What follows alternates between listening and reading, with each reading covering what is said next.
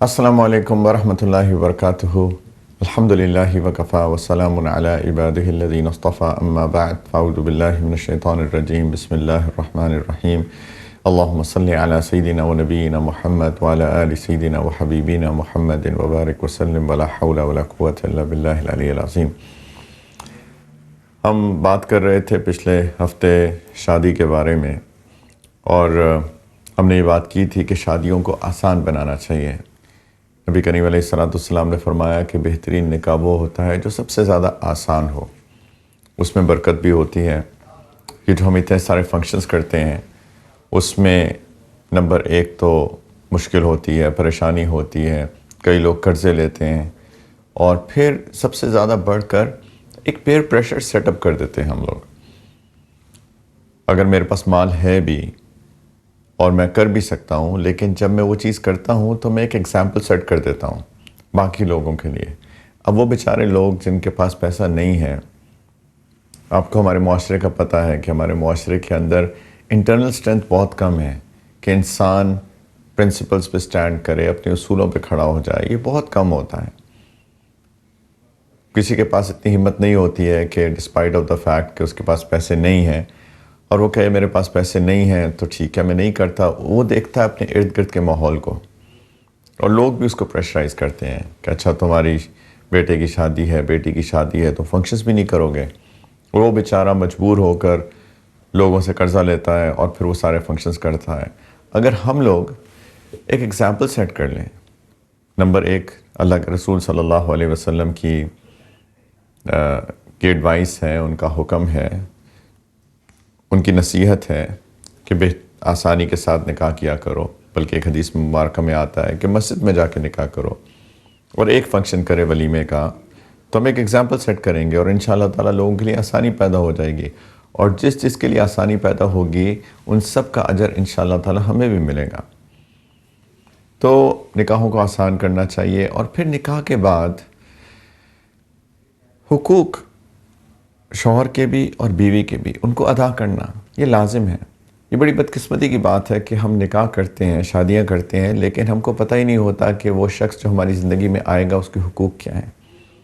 اور یہ بات ہم پچھلے ایپیسوڈز میں کر چکے ہیں کہ کسی کا حق نہ دینا یہ اس پہ ظلم ہے، اور ظلم تو ایک ایسا گناہ ہے کہ قیامت کا دن یہ لوگ ہمیں پکڑ لیں گے خدا نخواستہ، جن پہ ہم نے ظلم کیا ہے، وہ قیامت کے دن آ کے ہمیں پکڑ لیں گے حدیث مبارکہ کے مطابق، اور ہم سے ہماری نیک اعمال کا مطالبہ کریں گے، کیونکہ وہاں کوئی درم دینار تو چلتے نہیں، ڈالرز تو چلتے نہیں، وہاں پہ تو اعمال کام آئیں گے، اچھے اعمال، برے اعمال، یہی سب کچھ ہوگا۔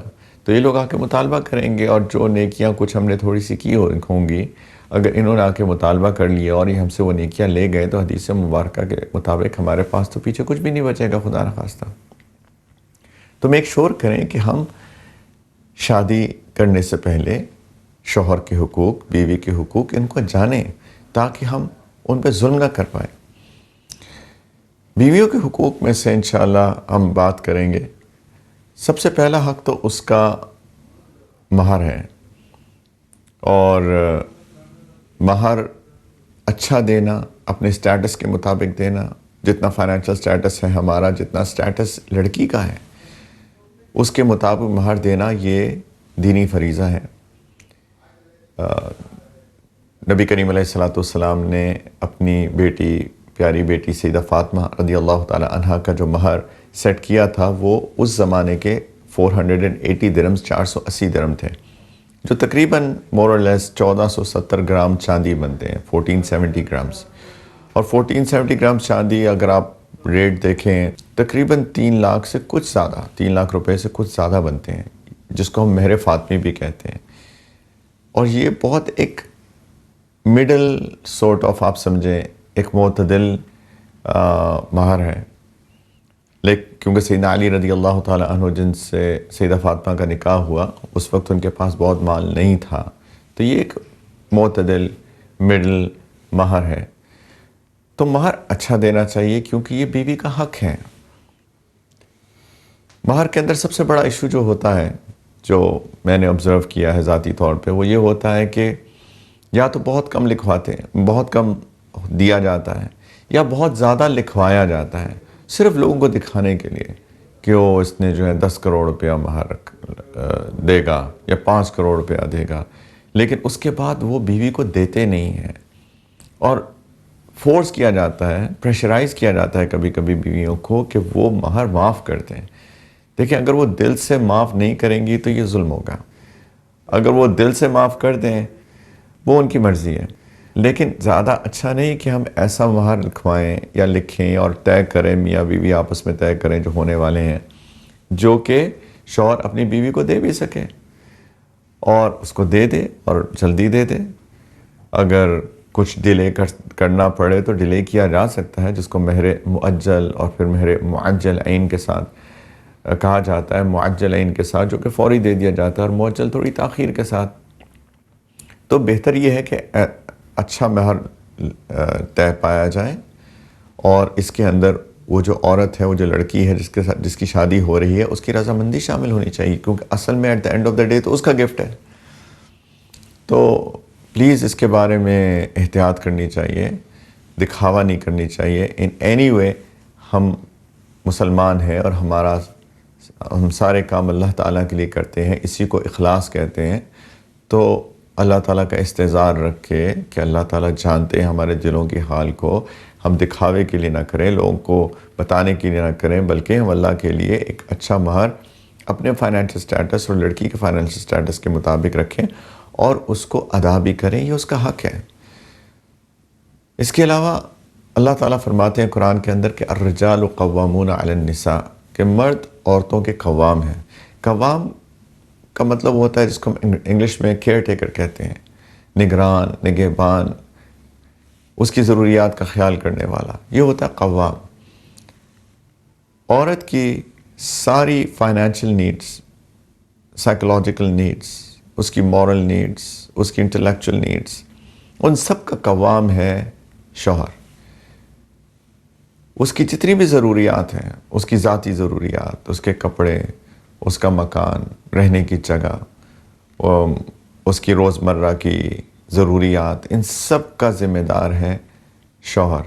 اللہ تعالیٰ نے شوہر کو گھر کا قوام بنایا ہے، کیئر ٹیکر بنایا ہے۔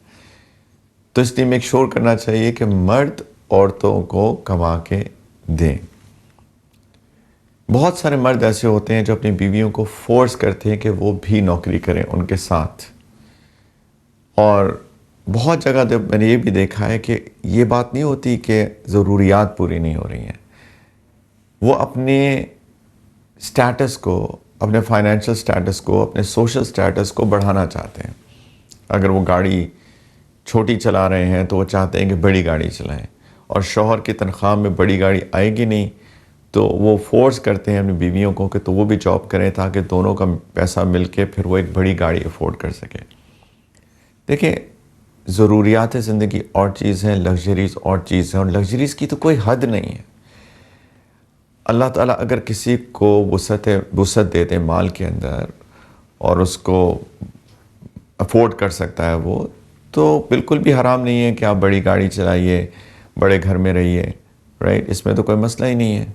لیکن مسئلہ تب ہوتا ہے جب ہم ان لگژریز کو حاصل کرنے کے لیے ایسے کام کرتے ہیں جو اللہ تعالیٰ کو پسند نہیں ہے۔ ہم اپنی بیویوں کو فورس کریں کہ وہ نوکری کریں۔ ہم سب جانتے ہیں ہمارے معاشرے کا کیا حال ہے۔ یہ بڑی بدقسمتی کی بات ہے کہ عورتوں کو وہ عزت، وہ اکرام، وہ تعظیم ان کی نہیں کی جاتی باہر سوسائٹی کے اندر جیسے کہ وہ ڈیزرو کرتی ہیں۔ آپ کسی بھی کمپنی میں چلے جا کے دیکھیے، کالجز، یونیورسٹیز میں جا کے دیکھیے، ہر جگہ پہ نوٹسز لگے ہوتے ہیں کہ اگر کسی خاتون کے ساتھ کوئی بدسلوکی ہو تو رپورٹ کیا جائے۔ کیا ضرورت پڑی ان سب کو یہ سارے نوٹسز لگانے کی؟ اس لیے کیونکہ بدقسمتی کی بات ہے کہ ایسا ہو رہا ہے، اور یہ بالکل ٹھیک نوٹسز لگے ہیں اور ایسی چیزیں رپورٹ ہونی چاہیے۔ لیکن کیا ہم چاہیں گے کہ ڈسپائٹ آف دا فیکٹ کہ میں ایز اے شوہر اپنی ضروریات، اپنی بیوی کی ضروریات پوری کر سکتا ہوں، لیکن صرف اپنے سوشل سٹیٹس کو اوپر کرنے کے لیے اپنی بیوی کو ایسے انوائرمنٹ میں جانے پہ فورس کروں جہاں پہ اللہ نہ کرے کہ اس کے ساتھ کسی قسم کی بدسلوکی ہو؟ یہ تو عجیب بات ہے۔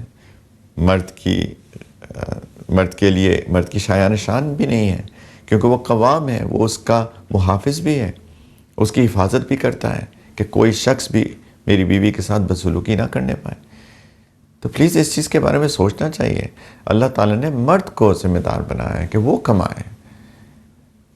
کچھ جگہوں پہ عورت مجبور ہو جاتی ہے بیچاری، مثال کے طور پہ بیوہ ہو گئی، مثال کے طور پہ طلاق ہو گئی اس کی، اصولاً تو معاشرے کو ابھی بھی اس کو سپورٹ کرنا چاہیے، لیکن کچھ جگہوں پہ اس کی ضرورت بن جاتی ہے کیونکہ اس کے بچے ہیں اور اس نے اپنے بچوں کو سپورٹ کرنا ہے فائنینشلی، تو وہ مجبور ہوتی ہے کہ وہ کام کرے۔ وہ ایک ایکسیپشنل سرکمسٹانسز ہیں، لیکن نارمل سرکمسٹانسز کے اندر مرد کو ذمہ داری لینی چاہیے، اور خاص طور پہ اگر بچے چھوٹے ہوں تو بچوں کی ذمہ داری شروع میں انیشلی تو ماں کی اولین ذمہ داریوں میں سے ہے۔ ماں کی گود تو بچوں کا مدرسہ ہوتی ہے۔ The first school of a child is the lap of the mother۔ ماں کی گود بچے کا پہلا اسکول ہے، اور اگر بچے کو اگنور کر دیا جائے اس لیول کے اوپر جبکہ بچے چھوٹے ہیں اور ماں ان کے لیے اویلیبل نہیں ہے تربیت کے لیے، تو یہ بچہ محرومی کا شکار ہو جاتا ہے کل کو۔ باپ کو تو کمانا ہی کمانا ہے۔ تو anyway یہ ایک ٹاپک ہے، لیکن مرد کی ذمہ داری ہے کہ وہ اپنی بیویوں کو فائنینشیل سپورٹ بھی کرے۔ اللہ تعالیٰ نے ان کو قوام بنایا ہے۔ اس کے علاوہ یہ بھی یاد رکھنا چاہیے کہ نبی کریم علیہ السلام نے فرمایا کہ سب سے زیادہ اجر جو مرد کو ملتا ہے خرچ کرنے کا، وہ اپنے ہی بیوی بچے ہیں، سب سے زیادہ اجر۔ ایک حدیث مبارکہ میں ایک صحابی رضی اللہ تعالیٰ عنہ نے نبی کریم علیہ السلام سے پوچھا کہ میرے پاس مال ہے، سب سے پہلے میں کس پہ خرچ کروں؟ تو اللہ کے رسول صلی اللہ علیہ وسلم نے فرمایا اپنی ذات پہ خرچ کرو۔ پتہ چلنا چاہیے کہ تم کماتے ہو۔ ایک صحابی آئے ایک اور واقعے میں جن کے کپڑے پرانے تھے، تو نبی کریم علیہ السلام نے فرمایا کہ آپ کے پاس مال نہیں ہے؟ انہوں نے کہا یا رسول اللہ ہر طرح کا مال ہے، اللہ نے بہت دیا ہے۔ تو نبی کریم علیہ السلام نے فرمایا کہ نظر بھی آنا چاہیے آپ کے اوپر کہ اللہ نے اگر مال دیا ہے تو کپڑے اچھے پہننے چاہیے آپ کو، تو سب سے پہلے تو اپنے اوپر خرچ کرو۔ فرمایا ان صحابی نے یا رسول اللہ اس کے بعد میرے پاس اور مال بھی ہوگا، تو نے کہا اپنی بیوی پہ خرچ کرو۔ فرمایا یا رسول اللہ اس کے بعد بھی میرے پاس مال بہت رہے گا، انہوں نے کہا اپنی اولاد پہ خرچ کرو۔ فرمایا کہ اس کے بعد بھی میرے پاس بہت مال رہے گا، فرمایا اپنے خادم پہ خرچ کرو۔ فرمایا یا رسول اللہ اس کے بعد بھی میرے پاس مال ہوگا، انہوں نے کہا اس کے بعد تم بہتر جانتے ہو، اس کے بعد تمہاری چوائس ہے، لیکن یہ وہ لوگ ہیں جن پہ اولین خرچ کرنا، سب سے پہلے خرچ کرنا تمہاری ذمہ داری ہے، ان پہ سب سے پہلے خرچ کرو۔ اپنے بیوی بچوں پہ اجر ملتا ہے۔ نبی کریم علیہ السلام نے ایک حدیث میں یہ بھی فرمایا کہ وہ لقمہ جو مرد اپنی بیوی کے منہ میں ڈالتا ہے اس پہ اس کو صدقے کا ثواب ملتا ہے، چیریٹی کا ثواب ملتا ہے، اجر ملتا ہے بیوی بچوں پہ خرچ کرنے پہ۔ تو اپنے اسٹیٹس کے مطابق، اپنے فائنینشیل اسٹیٹس کے مطابق اپنی بیوی بچوں پہ خرچ کرنا چاہیے، اور اللہ تعالیٰ سے اجر کی امید کے ساتھ کرنا چاہیے۔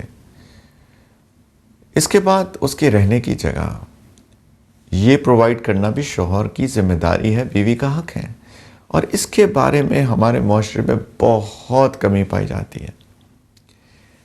شادیوں کے بعد اکثر لوگ جوائنٹ فیملی سسٹمز کے اندر رہتے ہیں، اور جوائنٹ فیملی سسٹمز کے اندر بہت سارے مسائل پیدا ہوتے ہیں، لیکن ایک مسئلہ یہ ہوتا ہے کہ بیوی کو ایک پرائیویٹ سپیس ہی نہیں ملتی ہے جہاں وہ رہ سکے، اس کے پاس پرائیویٹ سپیس نہیں ہوتی ہے۔ پرائیویٹ سپیس پرووائڈ کرنا یہ شوہر کی ذمہ داری ہے۔ اگر تو وہ افورڈ کر سکے تو اس کو چاہیے کہ الگ گھر میں لے کر رہے، رینٹ پہ ہی صحیح۔ اگر اتنا افورڈ نہیں کر سکتا تو جس گھر کے اندر وہ رہ رہا ہے اس کے اندر ایک پورشن بیوی کے لیے رکھے۔ یہ بھی نہیں کر سکتا تو کم از کم ایک کمرہ جس کے اندر ایک پرائیویٹ باتھ روم ہو جہاں پہ وہ آسانی سے آ جا سکے۔ یہ تو بیوی کے حقوق میں سے ہے۔ دیکھیے ہمارے معاشرے کے اندر عورت پردہ کرتی ہے نامحرم سے، اور شوہر کا بھائی جو ہے وہ عورت کا نامحرم ہے۔ اب اگر اس کے پاس پرائیویٹ سپیس نہیں ہوگی تو وہ کیسے گھر کے اندر آسانی سے آزادی سے گھوم پھر سکے گی. تو اس چیز کا خیال کرنا چاہیے. یہ بیوی کے حقوق میں سے ہے کہ اس کو ایک پرائیویٹ سپیس دی جائے جہاں پہ وہ گھر میں آرام سے وہ رہ سکے، آرام سے گھوم پھر سکے، آرام سے کام کر سکے. انشاءاللہ تعالیٰ اس ٹاپک کو ہم جاری رکھیں گے اور اگلے ایپیسوڈ میں انشاءاللہ تعالیٰ اس کے بارے میں اور تفصیل سے بات کریں گے کہ بیویوں کے حقوق کیا ہیں، تاکہ ہم بیویوں کو ان کے حقوق دے سکیں، ان پہ ظلم نہ کریں اور عند اللہ انشاءاللہ تعالیٰ اجر کمانے والے ہوں. دین فطرت @ARY.Digital.TV، آپ اس پہ اپنے سوالات بھی ای میل کر سکتے ہیں. انشاءاللہ تعالیٰ ایک چھوٹی سی بریک لیتے ہیں اور بریک کے بعد آپ کے سوالوں کے ساتھ حاضر ہوں گے. السلام علیکم ورحمۃ اللہ وبرکاتہ. Welcome back. بریک کے بعد آپ کے سوالوں کے ساتھ حاضر ہیں. آپ اپنے سوالات ای میل کر سکتے ہیں دین فطرت @ARY.Digital.TV پر. کسی نے سوال کیا کہ میں نے شادی کے بعد جو مہر اپنی بیوی کے ساتھ کمٹ کیا تھا وہ میں نے نہیں دیا، تو اب کیا کروں؟ بہت سال ہو گئے شادی کو. تو اس کا آسان سا جواب یہ ہے کہ اب دے دیجئے اور ساتھ میں اپنی بیوی سے معذرت بھی کر لیجئے اس بات پہ کہ آپ نے مہر تاخیر سے دیا. اور بیوی کو بھی چاہیے کہ خوشی خوشی اس بات کو اگنور کر دے، درگزر کر دے کہ شوہر نے اتنی دیر کے بعد مہر دیا ہے. دیر آئے درست آئے. معاملات کو محبت سے، پیار سے، آرام سے سیٹل کر دینا چاہیے.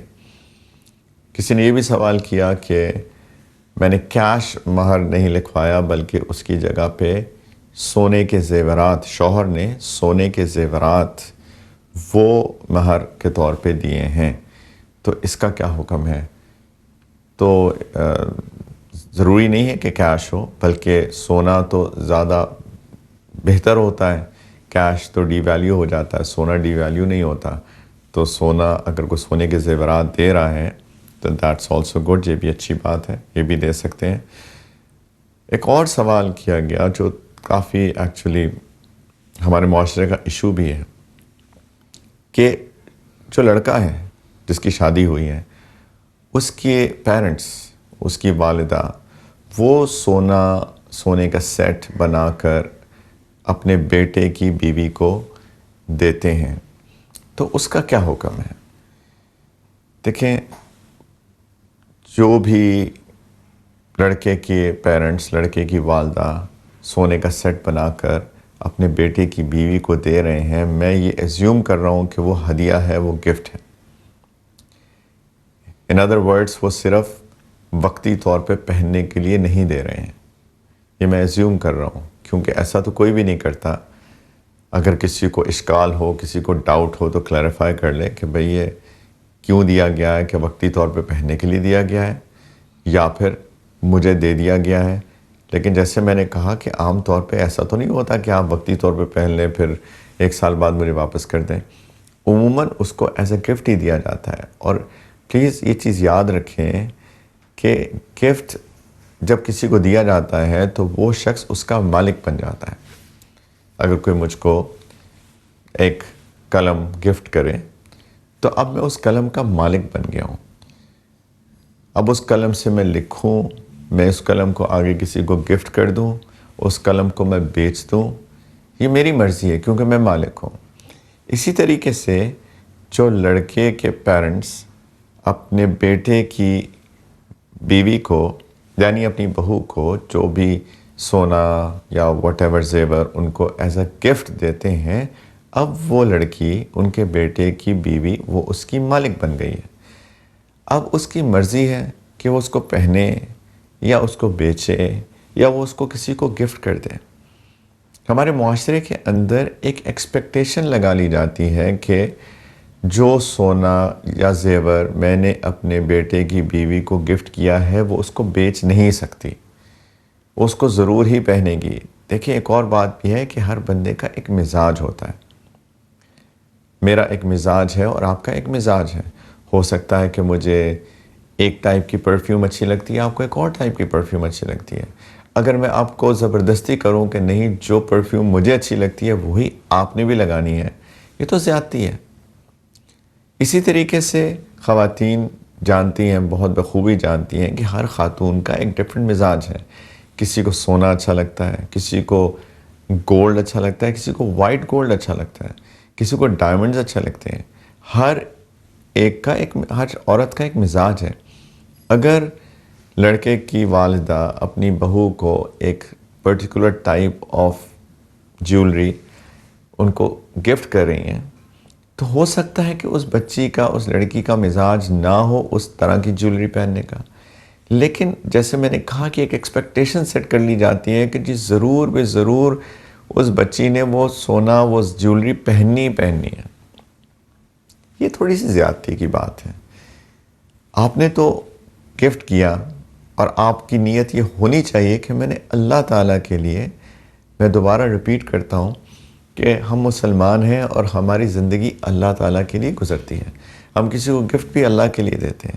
اگر میں نے اس کو گفٹ دیا ہے تو وہ اللہ کے لیے دیا ہے، اللہ سے اجر کی امید کے ساتھ، اینڈ دیٹس اٹ. اب وہ نہیں پہننا چاہتی تو اس کی مرضی ہے. ہو سکتا ہے جیسے میں نے کہا اس کا مزاج نہیں ہے اور وہ مالک بن چکی ہے. اب اس سے یہ بھی ایکسپیکٹ کرنا کہ وہ مرتے دم تک اس کو اپنے پاس رکھے گی، یہ بالکل بھی جائز نہیں ہے اسلام کی روح سے، شریعت کی روح سے، کیونکہ وہ مالک ہے. اگر وہ بیچنا چاہے تو بیچ سکتی ہے، وہ کسی اور کو گفٹ کرنا چاہے کر سکتی ہے. اس پہ ایک اور بہت بڑا المیہ ہوتا ہے اور وہ اسی کے کانٹیکسٹ میں ہے کہ اللہ نہ کرے لیکن اس لڑکے اور اس لڑکی کی ڈیورس ہو جاتی ہے، طلاق ہو جاتی ہے. اب لڑکے کے والدین انہوں نے جو اس لڑکی کو ایز اے گفٹ دیا تھا اس سے ڈیمانڈ کرتے ہیں، مطالبہ کرتے ہیں کہ واپس کیا جائے. یہ عام ہے ہمارے معاشرے میں. یہ بہت خطرناک ہے. نبی کریم علیہ السلام نے فرمایا، ایک حدیث کا مفہوم بیان کر رہا ہوں، نبی کریم صلی اللہ علیہ وسلم نے فرمایا کہ جو کسی کو ہدیہ دیتا ہے، گفٹ دیتا ہے اور اس کو وہ واپس لے لیتا ہے، اس کی مثال ایک ایسے کتے کی سی ہے جو کہ وامٹ کر کے اسی کو چاٹ لیتا ہے. کتنی بری مثال ہے. اور آپ دیکھیے قرآن و حدیث میں ایسی مثالیں نفرت دلوانے کے لیے آتی ہیں. قرآن میں بھی ہے کہ جو علم پہ عمل نہیں کرتا اس کی مثال اس گدھے کی ہے جس نے اپنے اوپر کتابیں اٹھائی ہوئی ہیں، یعنی کتابیں ہیں بس عمل کوئی نہیں ہے علم پر. تو یہ ایک عمل سے نفرت دلوانے کے لیے ایسی مثالیں دی جاتی ہیں. تو کتنی بری مثال ہے اس شخص کی جو تحفہ دے کر واپس لے لے. آپ نے تحفہ دیا تھا اور اب مطالبہ کر رہے ہیں کہ وہ جو شادی پہ دیا تھا میں نے گفٹ اور وہ جیولری سیٹ دیا تھا، وہ گولڈ دیا تھا، وہ واپس کرو. تو یہ تو بالکل بھی جائز نہیں ہے. تو ان چیزوں کا خیال کرنا چاہیے. ہمیں احساس ہونا چاہیے کہ ہم اپنے اخلاق کی جو بیسز ہیں، ان کی بنیادیں ہیں، اس سے نیچے نہ گریں. ہم اپنے کیریکٹر کو مضبوط کریں. ہم لوگوں کے ساتھ پیار محبت کرنے والے بنیں، صلہ رحمی کرنے والے بنیں، لوگوں کو معاف درگزر کرنے والے بنیں. یہ بہت اہم چیزیں ہیں. ایک اور سوال کسی نے کیا تھا کہ کیا زکوٰۃ ایڈوانس میں دی جا سکتی ہے؟ مثال کے طور پہ کسی کی زکوٰۃ کیلکولیشن ڈیٹ ہے 1 رمضان، پہلی رمضان المبارک کو وہ اپنی زکوٰۃ کو کیلکولیٹ کرتا ہے. بائی دا وے زکوٰۃ کا ایک پرٹیکولر دن ہونا چاہیے جس دن وہ کیلکولیٹ کرے، نہ کہ کوئی مہینہ یا کوئی رینڈم ڈیٹ، کیونکہ زکوٰۃ کے جتنے بھی کیلکولیشن کے اصول ہیں، پرنسپلز ہیں، وہ دن سے متعلق ہیں اور وہ بھی اسلامک ڈیٹ، نہ کہ جو ہمارا نارمل سولر کیلنڈر ہے اس کے مطابق نہیں. تو مثال کے طور پہ 1 رمضان کو کوئی کیلکولیٹ کرتا ہے اپنی زکوٰۃ کو، تو کیا ہم پہلی رمضان سے، اگلے سال کی پہلی رمضان سے پہلے اپنی وہ زکوٰۃ جو اس دن بنے گی ہم ایڈوانس میں دے سکتے ہیں؟ تو اس کا جواب ہے جی دے سکتے ہیں. ہو سکتا ہے کہ کسی غریب کو ضرورت ہے جو کہ زکوٰۃ کا مستحق ہے اور ہم نے پچھلی جو زکوٰۃ تھی وہ سب دے دی اور میرے پاس ابھی اور پیسے نہیں ہیں، صرف یہ ہو سکتا ہے کہ میں زکوٰۃ دے دوں، تو میں اس کو زکوٰۃ دے دوں یہ نیت کر کے کہ یہ زکوٰۃ کے پیسے ہیں اور جو 1 رمضان کو میں نے کیلکولیٹ کر کے جو میرے اوپر ڈیو ہوگی زکوٰۃ جو مجھ کو ادا کرنی ہوگی اس دن، تو میں یہ وہ زکوٰۃ ان ایڈوانس دے رہا ہوں. یہ آپ کر سکتے ہیں. اور پھر مثال کے طور پہ وہ 10,000 روپے بنی تو 10,000 روپے جو آپ نے زکوٰۃ دی وہ آپ نوٹ ڈاؤن کر کے رکھ لیں کہ یہ میں نے ان ایڈوانس دے دی ہے.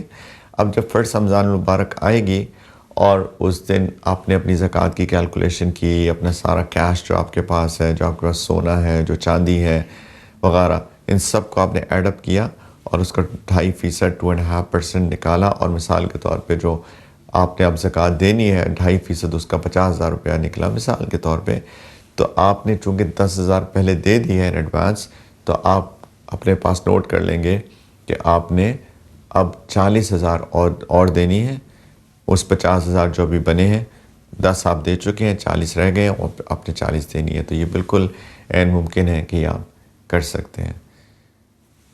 اللہ تعالیٰ ہم سب کو توفیق دیں کہ ہم اپنے دین کو سمجھ بھی سکیں، اپنے معاشرت کے اصولوں کو سمجھ سکیں، اپنے اخلاقیات کو سمجھ سکیں، اپنے اخلاقیات کو بہتر بنا سکیں، اپنے معاملات کو ٹھیک کر سکیں، اللہ تعالیٰ کی عبادت اس طرح کر سکیں جیسے کہ کرنے کا حق ہے، فرائض میں کوئی کوتاہی نہ ہو۔